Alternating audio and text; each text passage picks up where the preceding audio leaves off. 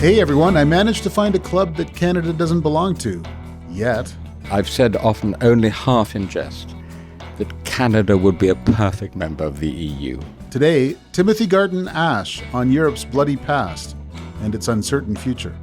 I'm Paul Wells, the journalist fellow in residence at the University of Toronto's Munk School. Welcome to the Paul Wells Show.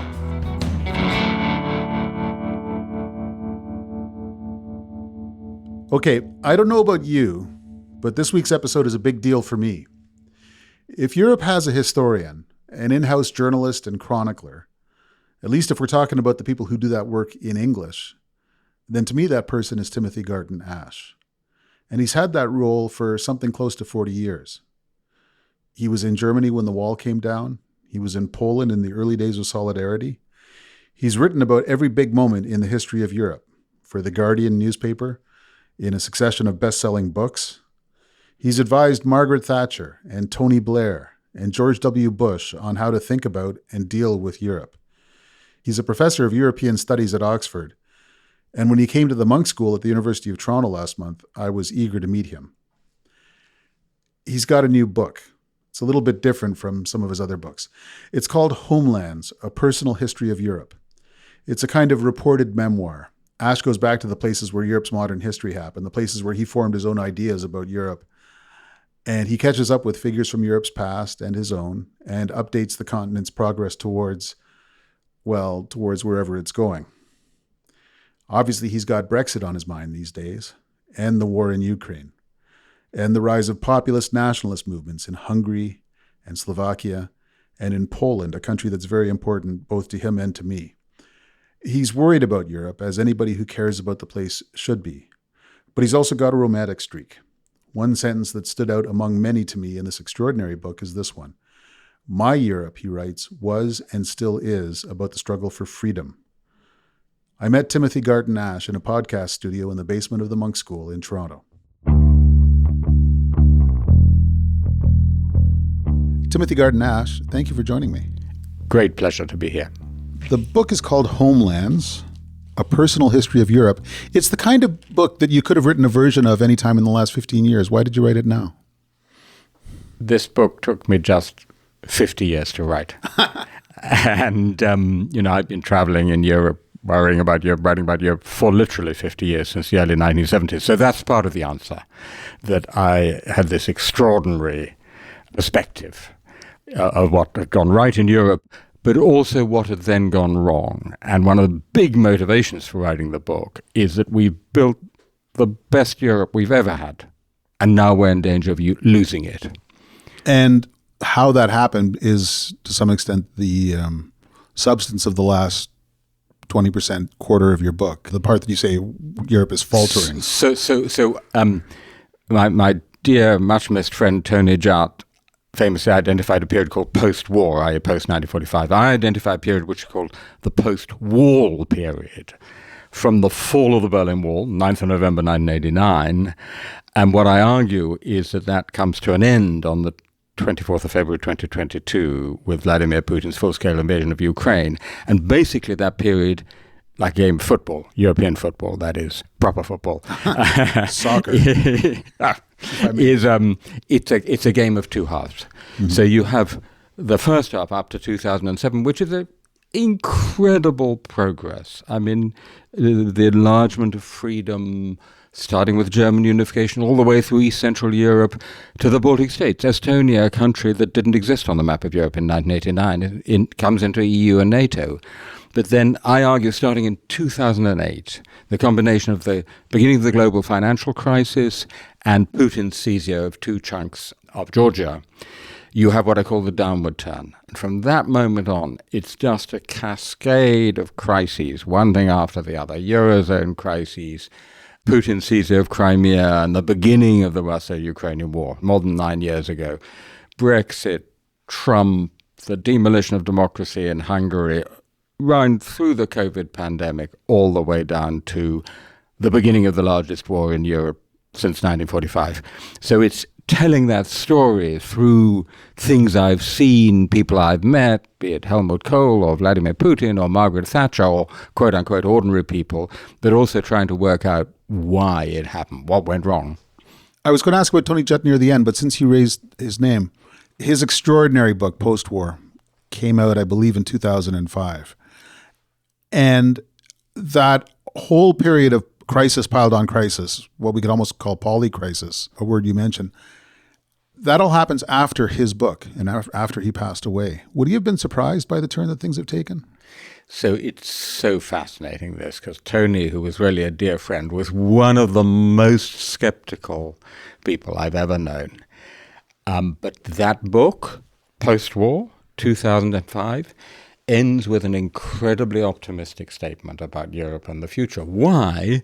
Because that was the moment of maximum optimism, and as it seems now, the illusions of the post-war period, or if you like, hubris, right?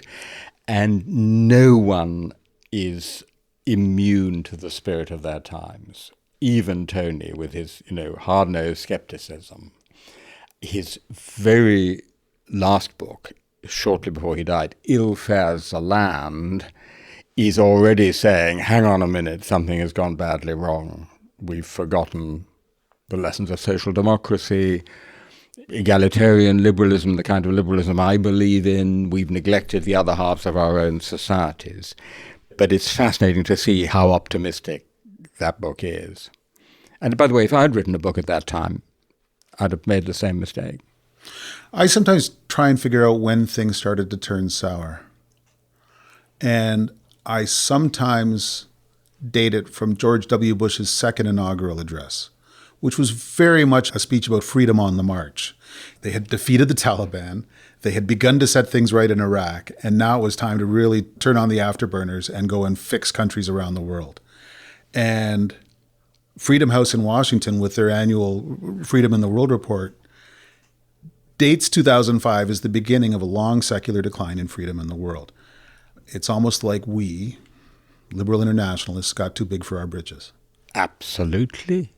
We thought history was going our way and would go on going our way. I mean, the way I like to put it is that we made the mistake of confusing history with a small h with history with a large H.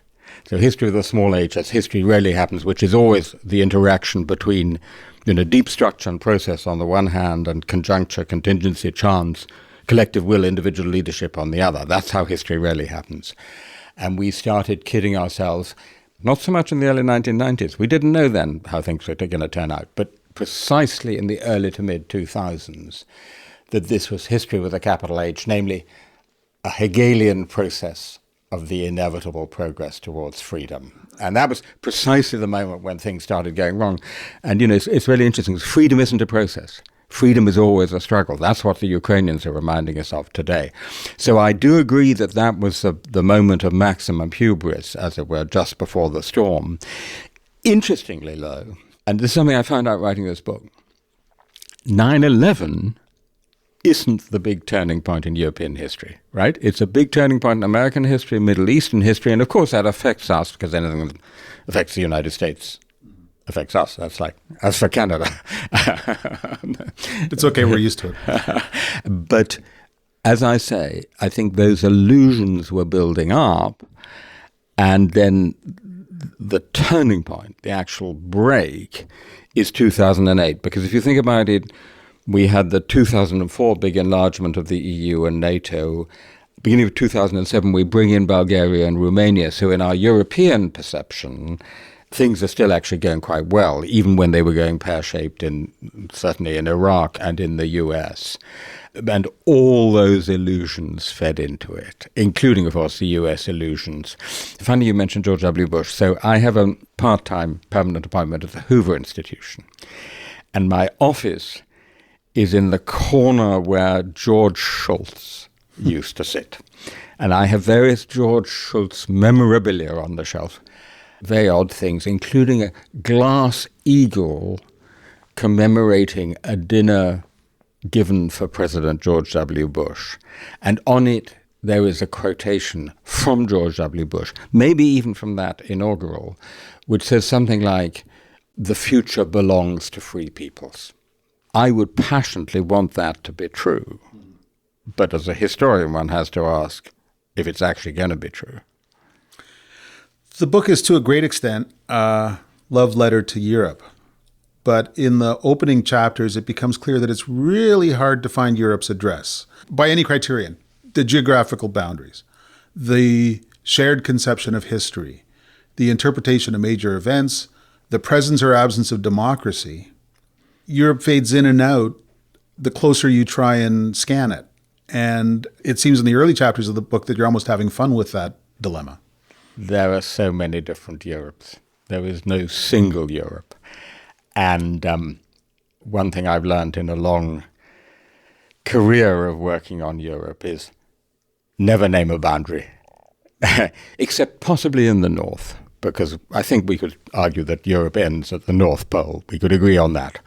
But across the vast expanse of Russia, it merely fades away somewhere between St. Petersburg and Vladivostok, across Turkey, somewhere between the European part of Istanbul and the old Persian border, of course, across the Mediterranean, because for the ancient Greeks and Romans, that was the Mare Nostrum, it was our sea, it was one civilizational space. But I would also argue across the Atlantic. I've said often, only half in jest, that Canada would be a perfect member of the EU. You fulfill all the criteria of the European treaties. You're an admirable, multicultural, liberal democracy, and bilingual in English and French. What could be better for the EU? And I quote Bill Clinton saying when he received the Charlemagne Prize, which is the most prestigious European political prize, Clinton said, because Europe is an idea and not just a place, America too, in a sense, is part of Europe.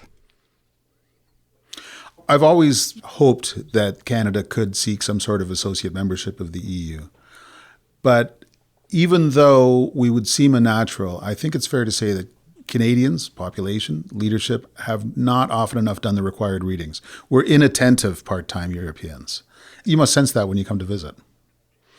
Yes, I think so. I mean, I think also what I sense here, as in the United States, is, of course, demography in the sense of the countries from which people or their ancestors came, people with a migration background. And that is obviously relevant, that there aren't the same family and cultural ties. I mean, by the way, I have more Canadian cousins than British cousins because my uncle emigrated after the Second World War because things seemed so hopeless. I mean, you know, austerity Britain was a pretty gloomy place. So I have a very close relationship with Canada. And I still feel it would be a great fit. And I still feel that, you know, in this world where you have another superpower called China and India and Brazil and South Africa and Russia, that we belong together in some really important ways. The interesting question is, how do we make that work? It's interesting that you quote Bill Clinton, because Europe's an idea, I'm European too. His successor was George W. Bush. Almost at the same time, Stephen Harper became the Prime Minister of Canada. Both men needed real convincing about whether this Europe thing was a good idea. And it occurs to me, even just as I say it, that maybe you were well placed to make the case to Bush, as you and many of your colleagues did. Because as an Englishman, you could have taken or left Europe yourself. You had to learn to love Europe, I think. And maybe you could explain to him how it's done. Yeah. So first of all, I actually did precisely that. One of the stories I tell in the book is of being summoned to brief President George W. Bush in May 2001 before his first official visit to Europe. He'd only spent a few days in Europe before that, and his first meeting with Vladimir Putin. And there were 5 of us.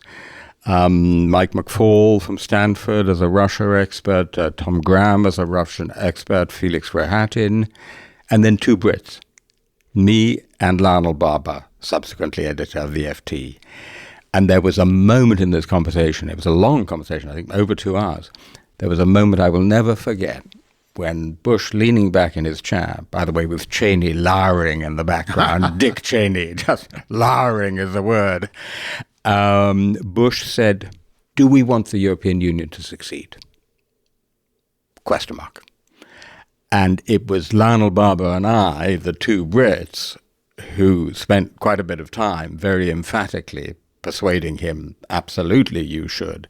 It was in the US interest. But of course, what's telling about that exchange, to your question, is that no US president between Harry Truman and George W. Bush would have asked that question. It was self-evidently in the US national interest to have a Europe that succeeded, right? So this drifting apart you can see in the very question. And then he rode back and said it was only a provocation and so forth. As for being a British European, I mean, I as we say these days, I identify as an English European. And what's interesting about this is that my parents had very little connection with Europe. My mother was the daughter of someone who'd been in the Indian civil service, so her life had been in the empire, and my father was just very English and rather Eurosceptic. So unlike many Brits whose parents had strong European connections, it was a personal journey to come to understanding that I am a European. You seem to have said about it with some relish. You spent a lot of time on the road as a young man. I did indeed. In fact, looking back, it's amazing. And by the way, I kept all my notebooks. I started traveling regularly, constantly, literally 50 years ago in 1973, traveling around the continent. And my motto is, this will appeal to you as a journalist, there's nothing to compare with being there. This personal, direct experience. And there's a moment in my journals in 1977, when I was, how old, 22, 23, when I talk about encountering someone in a pizzeria in Berlin, I think, and I talk about him as a fellow European. And that's kind of the moment I track when clearly I'm now thinking myself as a European. Had you been to Poland before 1980? 1979. 1979. I'd lived in East Germany. I traveled a lot around. So I traveled behind the Berlin Wall, behind the Iron Curtain.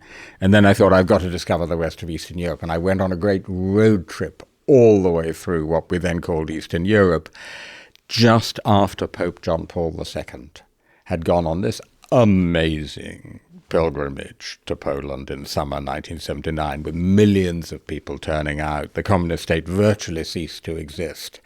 And so I came to a country, Poland, just absolutely electrified and energized by that experience. And I would say the Solidarity movement, which was Solidarność, which was born the year later, was conceived in the summer 1979 when I was skip ahead for people who don't know your work. Poland becomes very important to your conception of Europe, to your conception of modernity, and it's where you met your wife, Danuta. Did you feel like you'd found your place or that you had found your story? Both. And actually, I found it already in 1979. I immediately came back and started learning Polish. And then I was on holiday in Italy, and I heard the first news that some Polish shipyard workers were going on strike. And I immediately took the train, took a long, long time to Berlin, across to the Polish consulate in East Berlin. And I was then doing historical research on the Nazi period. And so when they asked purpose of visit, I put on the visa form, Polish resistance. And the consul said, oh, what a great subject, thinking it was the Polish resistance to the Nazis, but it was the Polish resistance to the communists. And, coming into the shipyard, which was then occupied by the shipyard workers who were creating this unprecedented, it was called a trades union, Israeli liberation movement. That was it. And I wrote in my diary, Poland is my Spain, like the Spanish Civil War. And from that moment forward, this was my absolute passion, Central Europe. And I was just so lucky that my heart, it wasn't calculation, it's just my heart took me to the place where world history was going to be made over the next 10 years, culminating in the fall of the Berlin Wall and the end of the Cold War. You talk in the book about a sort of an ambient sense of seriousness in Central Europe that is appealing to someone from a consumer society. And you quote Philip Roth, who said that he felt as an American that he came from a place where everything goes and nothing matters. And he'd come to a place where nothing goes and everything matters. Yeah, brilliant. Has that spirit survived now that more goes in Central Europe? Alas, not. It's a real tragedy. Paul Celan, the great poet, said that Czernowitz, before the Holocaust, was a place where people and books lived. And one had that sense in Central Europe behind the Iron Curtain of it being a place where people and books lived. Ideas really mattered.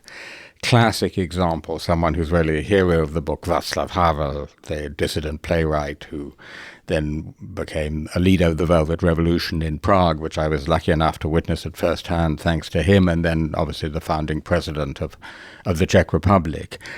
And my hope at the time was that this intellectual excitement, this seriousness about ideas, also about the battle of ideas, that ideas and values matter, culture matters, would be something that Central Europe would bring in to Western Europe.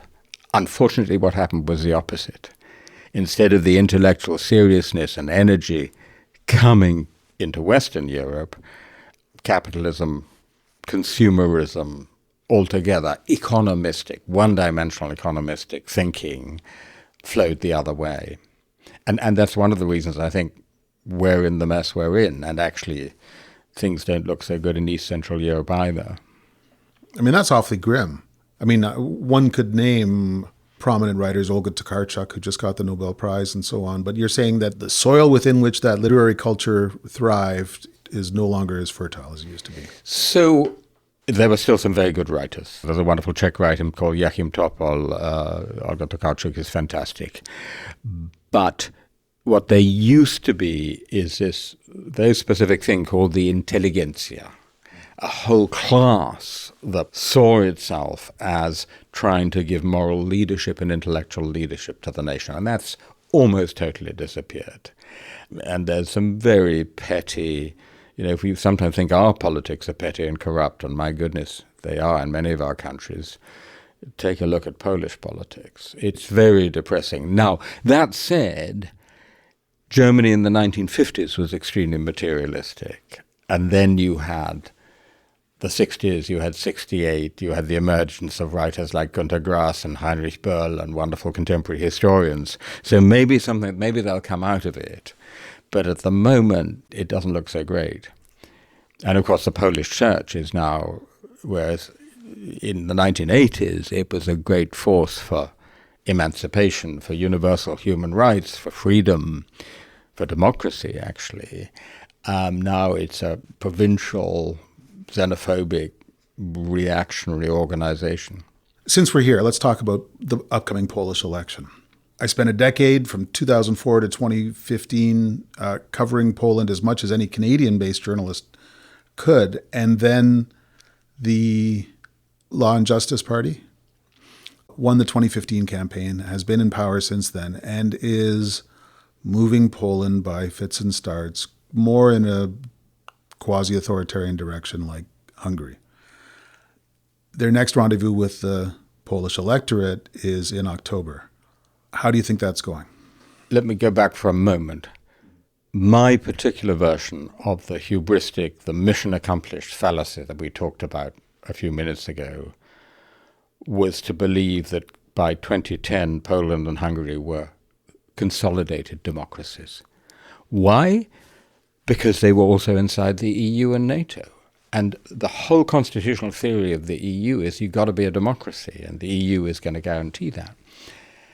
And Victor Orbán in Hungary, who, by the way, was our student, I knew him, got to know him in 1988. I've never forgotten 1989. There he's standing in my rooms at Oxford University, bright-eyed and bushy-tailed, how he's going to, telling me how he's going to build the wonderful liberal democracy in Hungary. Well, look what happened to that. Orbán, starting in 2010, demonstrated that you can actually demolish a democracy while remaining a full member state of the EU and continuing to get billions of euros from the EU. So in other words, you use your EU membership not to consolidate the democracy, but to destroy the democracy. Shocking, shocking fact. Shouldn't have happened. And so you have that example now next door, Hungary, which is no longer a democracy. Now, Poland is an illiberal democracy at the moment, okay? Strictly speaking, that's a contradiction in terms. Either you're a liberal democracy or you're nothing. It's like fried snowballs, right? But it's a useful term to describe a liberal democracy in a state of decay. This is where Poland is. Big danger, October 15th elections. If PiS, to give it its Polish name, the Law and Justice, the Nationalist Populist Party, gets a third term, they can take Poland further towards the Hungarian. I mean, they won't go that far. They won't entirely consolidate an authoritarian, because no one in the entire Polish history has ever succeeded in doing so, right? I mean, it'll be chaotic. It'll be a mess. It's not looking good. Partly because they have all the tricks up their sleeve, like Orbán, Polish state TV, which I watch sometimes at great danger to my health, is poisonous, but poisonous. You can't believe it. Anti-Western, anti-German, and anti-opposition propaganda, trying to tar the leading opposition candidate, Donald Tusk, with all those brushes. Listen to this. They're going to hold a referendum on the same day as the election. You can ask really leading questions in this referendum, like, do you want more migrants flooding into the country as the opposition propose? And they have unlimited funding for the referendum. So it's not going to be a fair election. That's point number one. But point number two, I'm afraid, and this is the tragedy in Hungary, it's been the tragedy in Turkey, the opposition is not united. And when you're up against a party like that, using all the advantages of incumbency, you actually need a united opposition. I shall be there, and I'm just praying the opposition make it, because it's going to be very bad news for Poland if they don't. Donald Tusk, the leading opposition figure, was president of the European Council and spent a decade in Brussels, or at least a Brussels of the mind, and proved to be a much more formidable political figure, really, in the European context than he had seemed in the Polish context. But maybe he's an easy guy to fight against because he spent a decade fighting for Europe, and you can attach sort of whatever nativist claims you want against a figure like that. Well, in particular, they constantly accuse him of being a German agent because his grandfather was of German origin, to be strictly true, so that state TV, in sort of almost Goebbels-like fashion, is constantly replaying a clip which just has Tusk saying two words in German, für Deutschland, für Deutschland. What they've cut is when he says, and Europe, and the guy's giving a speech in Germany, so he says a few words in German. But listen, the Tusk disadvantage, I'll tell you what it's like. Tony Blair was by far the most talented British politician of the last 30 years, since Margaret Thatcher. So when Labour was doing really badly, one or two people said, well, hey, why don't we bring Blair back? Bad idea, doesn't work. And it's a bit like Tony Blair coming back into British politics, right?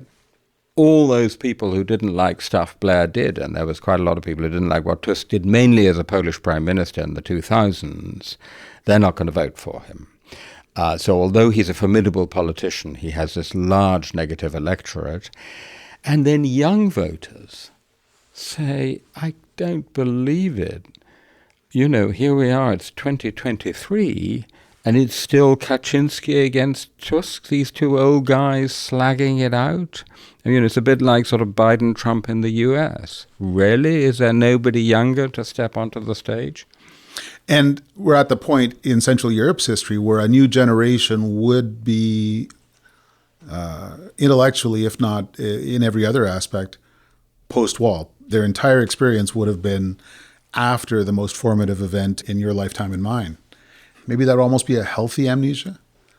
So one of the things that I say in the book is that the history of Europe since 1945 is made by key political generations. It's probably true of Canada or the US too. But in Europe, it's the 14ers, shaped by their experience of the First World War, the 39ers, the 68ers, and then the 89ers. And the 89ers are people who were young in 89. And actually, that generation is there now. They're, in their 50s now, like the mayor of Warsaw, Rafał Trzaskowski. And actually, they're the people who should be taking the lead, I think. And then behind them, you've got this thing we've never had in European history. A generation who've grown up knowing nothing but a Europe which is pretty prosperous, free, and at peace, and relatively united. So that's the generation behind, and their day will come, and it'll be interesting to see what they make of it. But actually, for now, what we need is the 89ers to step onto the stage. In a moment, Timothy Garton Ash will share his thoughts on the Russian invasion of Ukraine.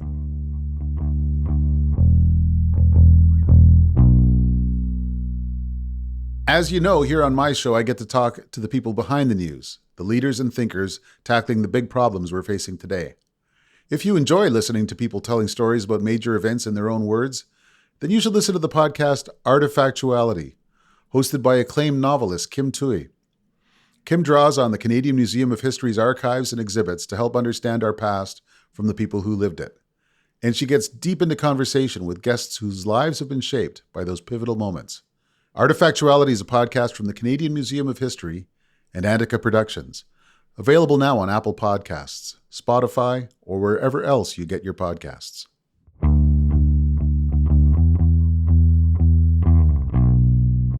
The book ends with, obviously, the invasion of Ukraine. And you wrestle at some length with the notion that it was in 2008, with sort of NATO overreach, that Putin's Russia felt itself on the back foot and has essentially been reacting to that overreach ever since then. I don't get the sense that you find that argument any more persuasive than I do, but you air it out at some length. I wrestle it to the ground and then knock it out because I think it's completely fallacious. We have a terrible tendency in the West always to think everything depends on us, and therefore things went wrong in Russia, it must be our fault. No, it wasn't our fault. Actually, we did a lot to try and bring Russia into the wider community. The G7 became the G8 with Russia added. Things went wrong in Russia. I tell the story in the book of meeting Vladimir Putin in 1994. No one has heard of this guy. He was the deputy mayor of St. Petersburg. We're at a conference in St. Petersburg. Nobody knows who this guy is. And suddenly he pipes up and says, we have to remember that there are territories that historically always belonged to Russia. Not true, of course. And he mentions Crimea. And he says the Russian Federation has to think about them. And he says there are 25 million Russians outside Russia, and we have a duty towards them. 1994, just 3 years after the end of the Soviet Union. Don't tell me that NATO enlargement, which only started happening 5 years later, was the cause of Putin's revanchism, because that's what it is. He's trying to get back as much of the Russian Empire as possible. He says Ukraine isn't a country. It's really Russia, and it belongs with and in Russia. That's the fundamental motivation. It's absolutely clear. And, if you listen to Putin's speeches, yeah, sure, he blames it on the West. Of course he does. But his main reference points are Peter the Great and Catherine the Great. We are now in a fifth or sixth month of a Ukrainian counteroffensive that has turned out to be a much tougher slog than it might have seemed possible to hope. Does Western cohesion start to be at risk if that counteroffensive continues to drag?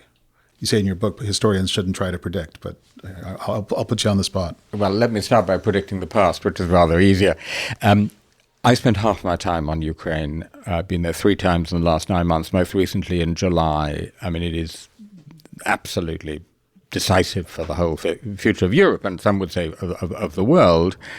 And in terms of predicting the past, I think we were too hesitant.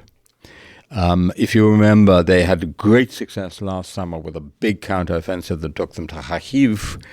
If we'd given them the long-range missiles at that time, the tanks at that time, the air defenses at that time, started lining up the F-16s, they could have had much more success, because instead, in the winter, the Russians dug in with these absolutely horrifying, huge minefields. That's something I think not seen before in Europe, the sheer number and size of the minefields, multiple defensive trenches, and defense is what the Russians are good at. So it's going to be a very long, hard slog, and the Ukrainians are only going to get their territory back, which is the only good way this war ends, if we, the West, are in it for the long haul. And interestingly, a year ago, I was really worried about Europe. I was worried about Germany and other countries. Now Europe is pretty solid. My big worry is the United States. You can see, I just came from the US, talking to people about it in Washington. You can see how support is dwindling in the opinion polls. There's a debate on the Hill about do we really want to give another $50 billion or $60 billion to Ukraine? And above all, may God forbid, if Donald Trump became the next US president, I mean, that would be a disaster in so many ways, but it would be a catastrophe for Ukraine. Because if the US pulls the rug out from under Ukraine, it's very hard to see how they get that territory back. In an interview with Yasha Munk, and I'm sure in many other fora, you've said that Europe doesn't make as much sense as it could unless it's a Euro-Atlantic idea. You had to convince George Bush to take Europe seriously, but he listened to the argument. Trump thinks he knows the answer. What would a second Trump presidency mean for Europe? You know, it's a bit like people in the markets who are trying to anticipate. It's really interesting. European politics is kind of anticipating a possible Trump victory, which, by the way, may I say en passant, I think is more than possible, particularly if Joe Biden stands again. I mean, I really feel very strongly that Biden should stand aside. And we talked about generations in Poland, and there are lots of good younger Democrats. And suddenly then the age argument would turn against Trump. So Europe is kind of psychologically beginning to prepare for it. There's a lot we could do for ourselves, and actually it's a catalyst of Europe kind of doing more for itself. The one thing we couldn't do for ourselves is defend ourselves against Russia or China. So there's a huge level of worry in Europe about that. And by the way, the other thing, which is a big, big contrast to 1989. 1989, the US was still a model, right? People loved American culture. They admired American democracy. It still felt like a city built on a hill. You know very well, Paul, that the breakthrough election in Poland in the 4th of June 1989, the most famous election poster, just shows Gary Cooper with a Solidarność badge on his lapel, and all it says is, high noon, 4th of June 1989. That's all they needed to say. That's how we want to be. That's all gone. All gone. You'd have to look long and hard to find a European who thinks American politics and society are any kind of model for Europe. So it's both about the danger of the Trump presidency, but also about the decline in U.S. soft power. If I had to pick a defining moment for at least Central Europe after 1989, after the fall of the wall, I might nominate the Iraq War, which was so exciting to those countries because they were getting to make a big sovereign decision after having decisions made for them for so long. And they got to piss off Jacques Chirac, and they got to act like Gary Cooper, and then it turned very badly. I mean, you know that part of the world much more than I do. Is it as disillusioning as I think it must have been?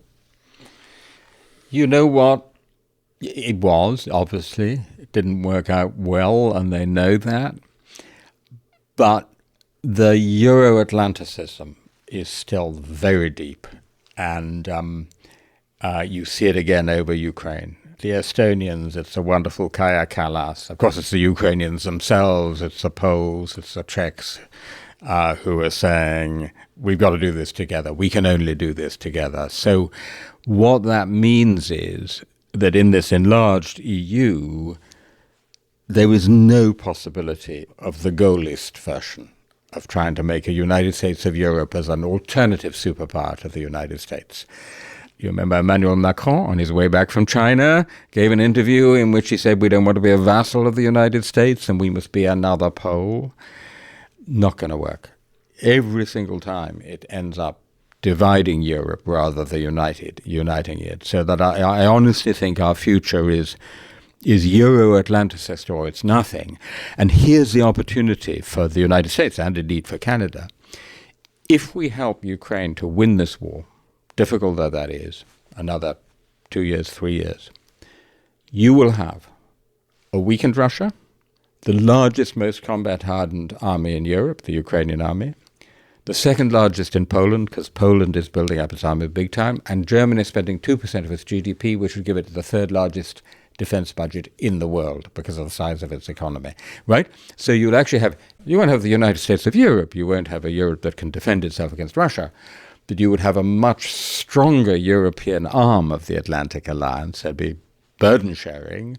What would that mean? That would mean that the United States could actually devote more of its resources to the very real threat from China to Taiwan and to the Indo-Pacific. So for me, that's where we want to get. That's the win-win.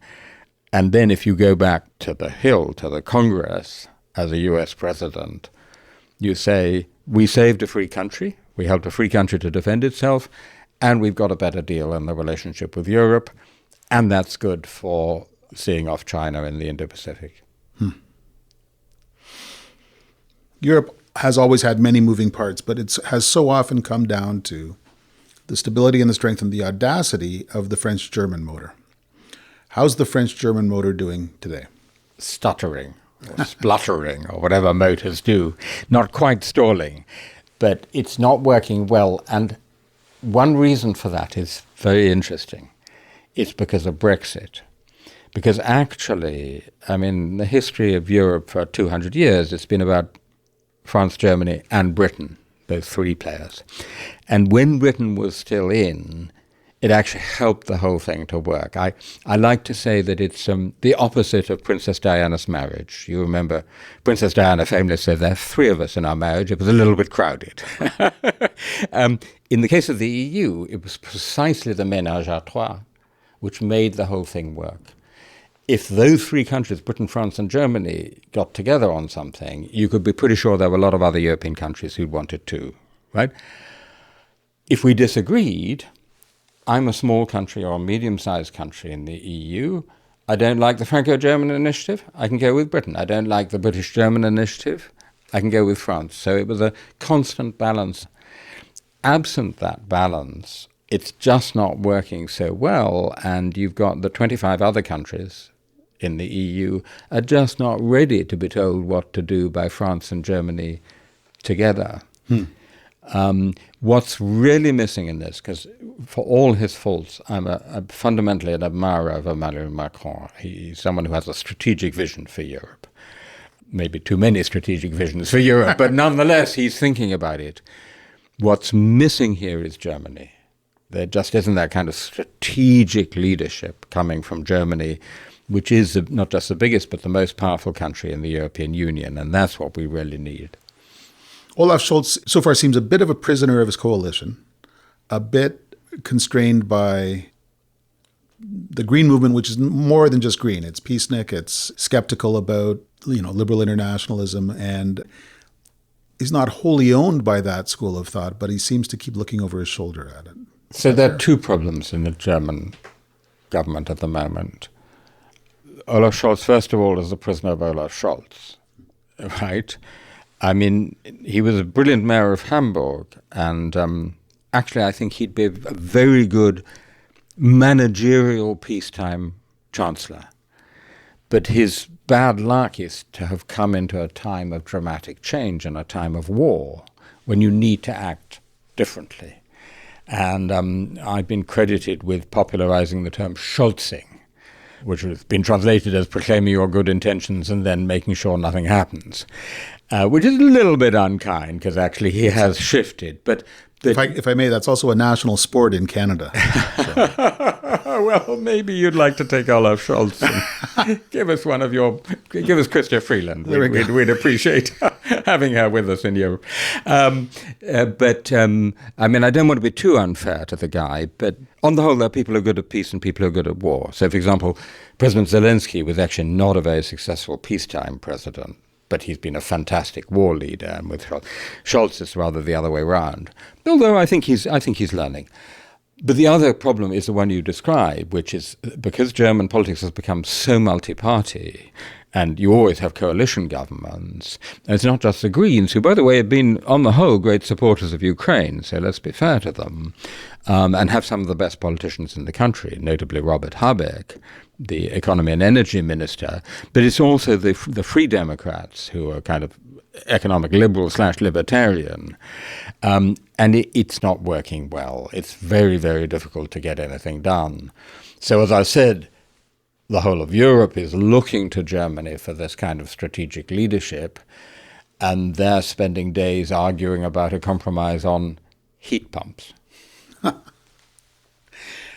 There's a sentence in the book that I find absolutely haunting, because so much of the last decade of world events essentially amounts to things that happen, and we're left saying, how did that happen? How did Brexit happen? How did Donald Trump happen? How did Western-oriented governments in Poland and Hungary either change horribly or get replaced? And you say, we liberal internationalists we paid proper attention to the other half of the world, but we neglected the other half of our societies. So it seems to me a lot of what's happened in the last decade is essentially a story of backlash against hubris, to use your word. Is that a good gloss on, that on your argument? That is exactly right. So, there are multiple variants of hubris. You mentioned Iraq. We haven't talked about the Eurozone. But one variant of that hubris was a lot of our liberal elites, people like us, if I can put that in the broadest sense, I'm using the word liberal with a small l, not making any assumptions, the other half of our societies felt that they were being ignored and disrespected, and that we were living with our backs to them, looking to the international community rather than to the nation, to the other half of the world rather than the other half of our own societies. And there was an economic component of that, economic inequality, the quote-unquote left behind, particularly in the US and the UK. But as important was the cultural component, what I call inequality of attention and respect, right? You're just not seeing us. You don't write about us with any respect in the media. You call us Nazis and fascists when we open our mouths and say things you think people shouldn't say, and all of that, right? And so the Polish populace, one Polish populist had a really interesting phrase, which was the redistribution of respect. Huh. Not the redistribution of money, the redistribution of respect. And actually that's something we liberals should have been onto, right? We should have understood. And one other, we're talking here in a university, one element in that, our great liberal aspiration was that half our kids should go to university. So they did. Unintended consequence, we split our societies down the middle between those who've gone to university and those who haven't. So there's a whole agenda there about what I call the renewal of liberalism in the broadest sense. And a big part of that is, what do we do for this other half of our society? Not just socioeconomically in terms of jobs and redistribution of income and wealth, but also in terms of respect and meaningful lives and education. Here in Canada, the leading opposition leader is Pierre Poilievre, in good shape to win the next elections, although nothing is guaranteed. And he is, frankly, I would say, very lightly populist in terms of his discourse. But elements of his discourse include firing the gatekeepers, getting rid of the central bank governor, shutting down the government-funded broadcaster. And he is, if anything, running to keep up with a discourse of skepticism about the World Economic Forum, Davos skepticism, which is really quite a strong current here. And basically, it's about demoting the swells. And I got to say, as almost a card-carrying member of the swells, it's pretty easy to understand why that would be a powerful force, because the swells haven't had a great 30 years. Yeah, so I think it's a great idea to demote us, or actually, better idea still, to lift up the rest of society rather than pulling down. So actually the one good idea to be associated with Brexit, because it doesn't actually come out of Brexit, is this notion of levelling up. Because we have this problem big time in the north of England, for example, the post-industrial north of England. And so levelling up is, in my view, a really good idea. Now, the problem is that this agenda of levelling up and, we see you and then let's take the liberal elites down a peg or two is connected to what you just hinted at, which is a project of dismantling liberalism. Because liberalism is all about limits, about checks and balances, about what my good friend Michael Ignatieff calls anti-majoritarian institutions, the courts, the Supreme Court or the Constitutional Court if you have one, a strong media, a strong civil society, all that stuff, which the populists go after in the name of democracy. We won the election. We have democratic legitimacy. It's a simple majoritarian logic. So who needs the courts and who needs other mechanisms of accountability and the second chamber and so on and so forth? So what we have to do is to detach the good idea of levelling up from the bad idea of pulling down these key liberal institutions. It's a hell of an assignment, though. It is, although interestingly enough, Brexit has been a disaster for Britain, right? Both all the negative economic consequences we foretold are coming about before our eyes, and the loss of international influence, reputation, soft power, which is very significant. But our democracy has survived. So I tell the story in the book when Boris Johnson tried to prorogue, is a technical term, prorogue Parliament, suspend Parliament 2019 in order to get Brexit through, the Supreme Court issued a magnificent verdict saying you can't do that, immediately complied with. Unlike in the United States, no one questions the authority of the Supreme Court or of the courts altogether. We still have the BBC. It's a little bit under attack, but it's still there. So actually, in Britain, I would say the institutions of liberal democracy are actually holding. The book is called Homelands, A Personal History of Europe. I'll tell you a secret. I set aside 10 hours. I was going to strip it for parts and look for good things to ask questions about, as one does. I was horribly slowed down because it was such a pleasure to read that I actually had to read it. So I want to thank you for taking up so much of my time lately. Timothy Garton Ash. Great pleasure. That's the nicest thing you could say to an author.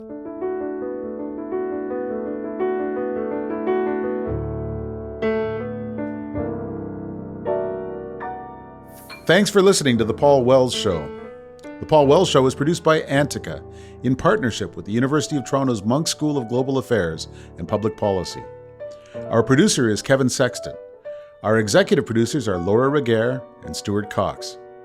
Our opening theme music is by Kevin Bright, and our closing theme music is by Andy Milne.